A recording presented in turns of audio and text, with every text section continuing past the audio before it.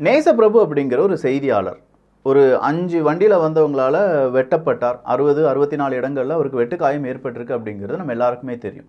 இன்னைக்கு பெரிய அளவில் பத்திரிகையாளர்கள் என்ன செய்கிறாங்க அப்படின்னா, ஒரு சில பத்திரிகையாளர்கள் அண்ணாமலை அவர்களுக்கு எதிரான கண்டனங்களை முன்வைக்கும் போது, இன்னும் ஒரு குரூப் பத்திரிகையாளர்களுக்கான சுதந்திரம், பத்திரிகையாளர்களுக்கான பாதுகாப்பு அப்படிங்கிறது உறுதி செய்ய வேண்டும், தமிழக அரசாங்கம் அதற்காக ஒரு சட்டத்தை இயற்ற வேண்டும் அப்படின்னு சொல்லி பல விதமான கோரிக்கைகளை வச்சு போராடிட்டு இருக்காங்க.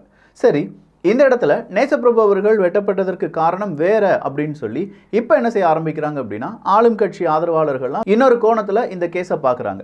அந்த கேஸ் என்ன சொல்லுது அப்படிங்கிறதையும், குறிப்பாக நாகர்கோயிலில் சேவியர் குமார் அப்படின்னு சொல்லி நாம் தமிழர் கட்சியினுடைய மிக முக்கியமான ஒரு நபர் திமுகவினுடைய ஒன்றிய செயலாளரால் கொல்லப்பட்டிருக்கிறார் அப்படிங்கிற ஒரு தகவல், அதற்கு எதிராக இன்னைக்கு நடந்த ஆர்ப்பாட்டம், அதுக்கு பின்னாடி இருக்கக்கூடிய அரசியல் அப்படின்னு சொல்லி ஒரு முக்கியமான டாப்பிக்கை பார்க்க போகிறோம்.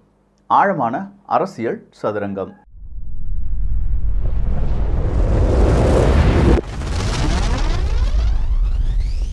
திமுகவின் ஒன்றிய செயலாளர், அவர் பெயர் அப்படிங்கிறது ரமேஷ் பாபு. இந்த ரமேஷ் பாபு அப்படிங்கிறவர் சேவியர் குமார் அப்படிங்கிறவரை கொன்னுட்டாரு, வெட்டி கொன்னுட்டாங்க. 13 பேர் சேர்ந்து வெட்டி கொன்னுட்டாங்க. ஒரு 6 தினங்களுக்கு முன்னாடி நடந்த ஒரு நிகழ்வு. இந்த நிகழ்வில் நிறைய விஷயங்கள் சொல்லப்பட்டிருந்தது, நிறைய அரசியல் காரணம் சொல்லப்பட்டாங்க. அடுத்ததாக மதம் ரீதியான ஒரு அரசியல் காரணமும் சொல்லப்பட்டது. அதனாலேயோ என்னவோ நம்ம இதுக்கு என்ன சொல்யூஷன் அப்படிங்கிறது தெரியாமல், உண்மையான நிலவரம் என்னன்னு தெரியாமல் இதில் வீடியோ அப்படிங்கிறத நம்மளால் பதிவு பண்ண முடியலை. ஆனால் இன்னைக்கு சீமானவர்கள்லேருந்து எல்லாருமே என்ன செய்ய ஆரம்பிச்சிருக்காங்கன்னா, அங்கே நடந்த விஷயங்கள் எல்லாத்தையுமே பொது மேடையில் பேசியிருக்காங்க. இன்னும் எந்த ஊடகமும் அதிகமாக பேச மாட்டாங்க அப்படின்னு சொல்லக்கூடிய ஒரு நிகழ்வாக இந்த சேவியர் குமார் அவர்களுடைய இறப்பு அப்படிங்கிறது இருக்குது. அவங்கள கொலை பண்ணலை, படுகொலை பண்ணிட்டாங்க அப்படின்னு சொல்லி சேவியர் குமார் அவர்களுடைய மனைவி அவங்க சொல்லும்போது அவ்வளவு வலியும் வேதனையும் நிறைந்த ஒரு வாழ்க்கையை அவங்க இந்த 6 தினங்களாக அனுபவித்து வருகிறார்கள். ஸோ இந்த சேவியர் குமார் யார் அப்படின்னு பார்த்தீங்கன்னா, நாம் தமிழர் கட்சியினுடைய மிக முக்கியமான ஒரு பொறுப்பாளர். அவர் என்ன செஞ்சிருக்காருன்னா, அங்கே இருக்கக்கூடிய அங்கே தேவாலயம்லாம் இருக்கும்ல, அந்த தேவாலயத்தில் ஒரு கணக்கு ஏதோ கேட்டிருக்காரு. இந்த கணக்கு கேட்டதுனாலையோ என்னவோ இந்த சேவியர் குமார் அப்படிங்கிறவருடைய அந்த வேலையும், அதே மாதிரி அவங்களுடைய மனைவி செஞ்சுட்டு இருந்த அந்த வேலையும் நிறைய இடையூறுகள் அப்படிங்கிறது வந்திருக்கு.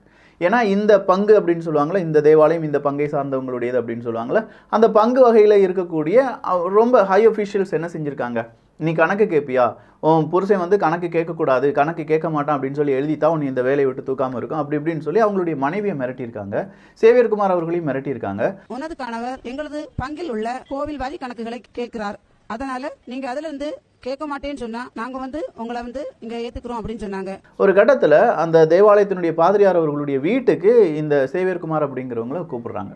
அப்படி கூப்பிட்டு அவர் போற கொஞ்சம் நேரத்திலேயே அவர் வெட்டி கொன்னுட்டாங்க அப்படிங்கிற ஒரு செய்தி மட்டும் இவங்களுக்கு வருது. பாதிரியார் இந்த ராபின்சன் போன் பண்ணி எனக்கு கணவரை கூப்பிடுறாங்க. பங்கு தந்தை ராபின்சன் இல்லத்தில் வரவழைக்கப்பட்டு 13 பேர் கொண்ட கும்பலால் கொண்டிருக்காங்க. இவங்களுக்கு 2 குழந்தைகள், 2மே பெண் குழந்தைகள் தான். 5வது வகுப்பு, ஒரு 7வது வகுப்பு படிக்கிற மாதிரி இருக்கு. இந்த சேவியர் குமார் அவர்களை கொன்றது யார் அப்படின்னு சொல்லி பார்த்தா அந்த தேவாலயத்தினுடைய பாதிரியார், அதே மாதிரி இந்த ரமேஷ் பாபு அப்படிங்கிற திமுகவினுடைய ஒன்றிய செயலாளர் அப்படின்னு சொல்லி அவங்களுடைய மனைவி சேவியர் குமார் அவர்களுடைய மனைவி பேட்டி கொடுக்குறாங்க.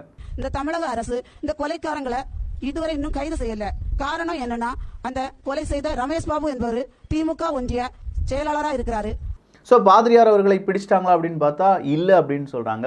இன்னும் நிறைய பேரை அரெஸ்ட் பண்ணலை. ஏன்னா 13 நபர்கள் சேர்ந்து அவரை வெட்டி கொண்டு இருக்காங்க அப்படிங்கிற ஒரு தகவல் வெளியாகி ஒட்டுமொத்தமாக அங்கே இருக்கக்கூடிய அமைதியை அது என்ன செஞ்சுருக்கு, அது கொலாப்ஸ் பண்ணியிருக்கு அப்படின்னு சொல்லலாம்.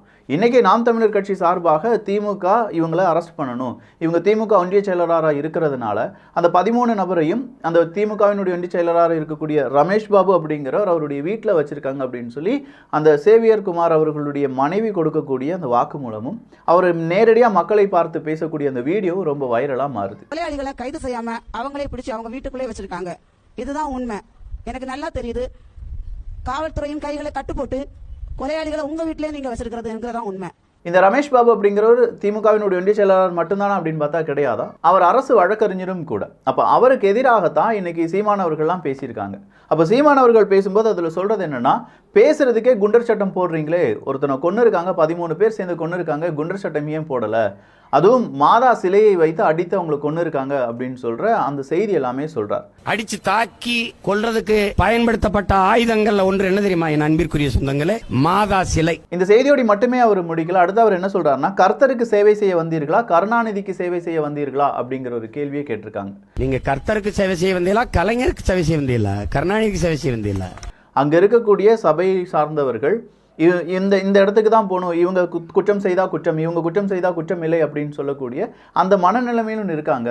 இந்த நாகர்கோவில் கன்னியாகுமரி எல்லாம் கெடுப்பதற்கு வேறு யாருமே வேண்டாம், ஒரே ஒரு நபர் மட்டும் போதும், அந்த மனோ தங்கராஜ் மட்டும் அவர்கள் போதும் அப்படின்னு சொல்லி இப்போ மனோ தங்கராஜ் அவர்கள் அவருடைய ஆதரவாளராக இருக்கக்கூடிய ரமேஷ் பாபு அப்படின்னு சொல்லி நாம் தமிழர் கட்சி திமுக கூட நேரடியாக களத்தில் நின்று ஒரு படுகொலைக்கு அவங்க என்ன கேட்டுட்ருக்காங்க, அவங்களுடைய நீதியை கேட்டுட்ருக்காங்க. அப்போ இந்த படுகொலைக்கு பின்னால் ஒளிந்திருப்பது மதத்தில் ஏற்பட்ட சின்ன ஒரு பிரச்சனை, அதை அரசியலாக்கிட்டாங்க. அரசியலும் ஒரு காரணமாக மாறி நிற்கிறது. ஸோ எக்ஸாக்டாக இது அரசியல் அப்படின்னு சொல்ல முடியாது, இதில் மதமும் இருப்பதனால் இது ரொம்ப சென்சிட்டிவாக பார்க்கப்படுது.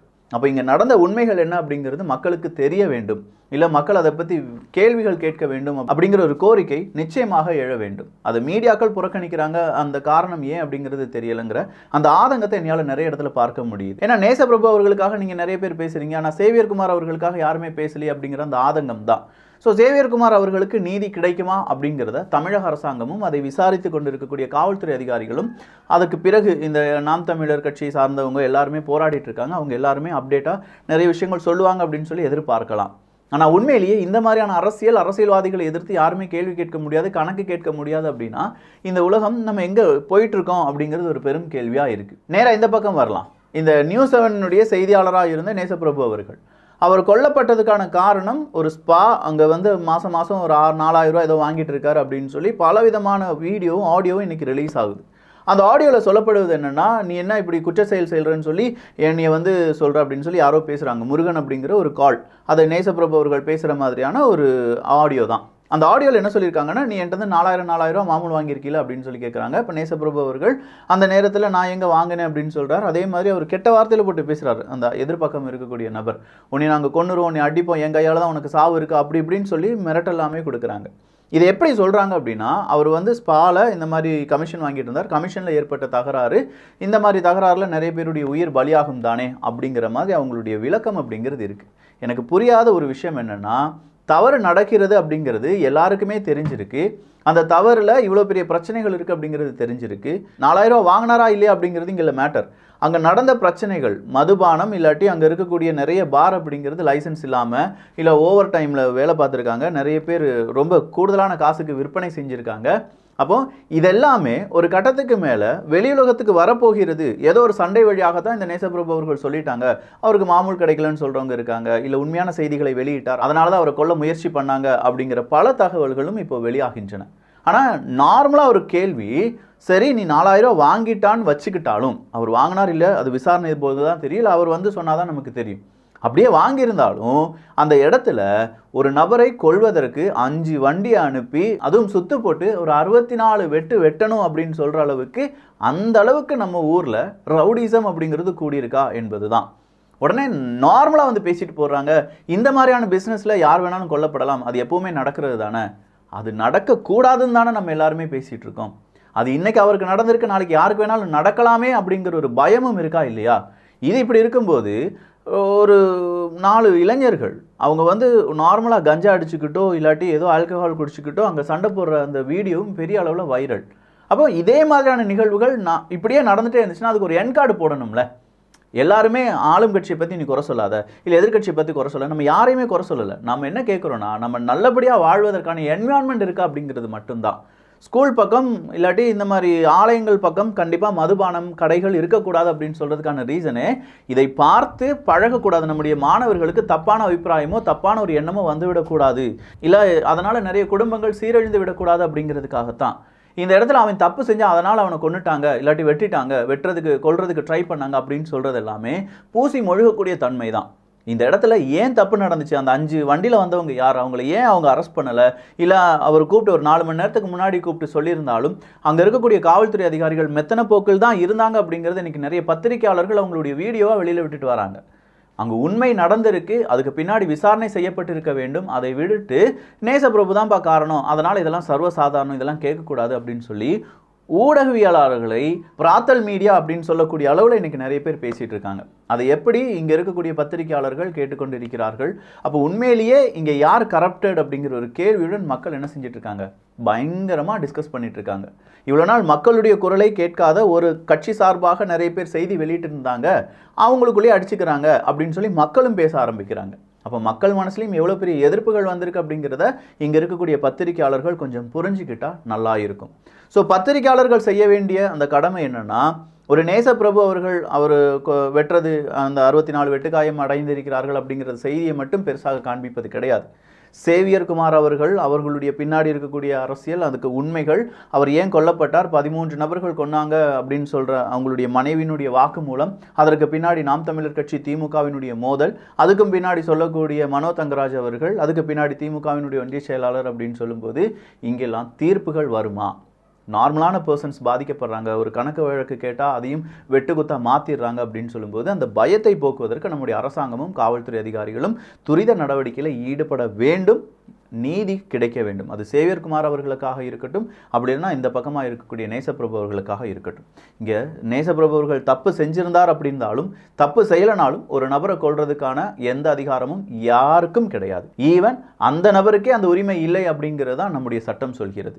ஸோ பார்க்கலாம் எப்படி தீர்ப்பு வரப்போகுது, எந்த பக்கம்லாம் இந்த கேசஸ் போக போகுது, யாரெல்லாம் இங்கே தப்புன்னு சொல்ல போகிறாங்க, யாரெல்லாம் இங்கே ரைட்டுன்னு சொல்ல போகிறாங்க, யாருக்கு இதனால் நன்மைகள் தீமைகள் நடக்க போகுது அப்படிங்கிறது எல்லாமே பொறுத்திருந்து பார்க்கலாம். இது 1-2 நபர்களுக்கு மட்டும் நடப்பது கிடையாது.